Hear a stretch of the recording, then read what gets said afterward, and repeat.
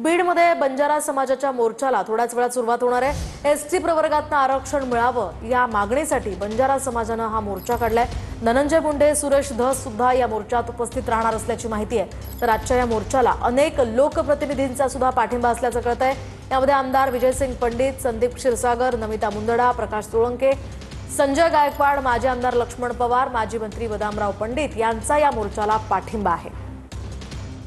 अधिकची माहिती जाणून घेऊयात आमचे प्रतिनिधी अशोक काळकुटे यांच्याकडून। अशोक, काय सांगाल? सध्या या ठिकाणी मोठ्या प्रमाणात समाज बांधव जमलेले आहेत, काय त्यांच्या मागण्या आहेत आणि काय अधिकचे अपडेट्स आहेत या मोर्चा संदर्भात?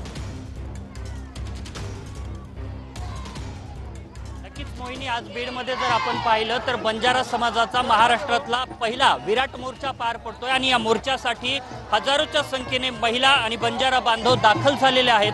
त्यांची एकच प्रमुख मागणी आहे, ती म्हणजे हैदराबाद गॅझेटनुसार आम्हाला एसटीतलं आरक्षण द्यावं। अशा प्रकारच्या मागणीसाठी आज हजारोच्या संख्येने हे बंजारा बांधव जे आहेत ते आता बीड शहरात दाखल झालेत। डॉक्टर बाबासाहेब आंबेडकरांच्या पुतळ्यापासून हा मोर्चा छत्रपती शिवाजी महाराज चौकातून थेट जिल्हाधिकारी कार्यालयावरती धडकणार आहे आणि त्यानंतर बंजारा बांधवांच्या ज्या काही मागण्या आहेत त्या मागण्यांचं निवेदन प्रशासनाकडे दिलं जाईल। आजच्या या मोर्चामध्ये अनेक राजकीय नेत्यांनी, लोकप्रतिनिधींनी आपला पाठिंबा दर्शवलेला आहे आणि काही नेते या मोर्चामध्ये सहभागी होणार असल्याची देखील माहिती मिळते।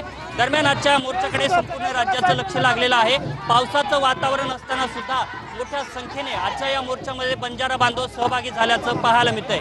वहिनी, नक्कीच अशोक, या संदर्भातले अपडेट्स तुमच्याकडनं जाणून घेत राहणार आहोत। तुर्तास धन्यवाद दिलेल्या या सविस्तर माहितीसाठी।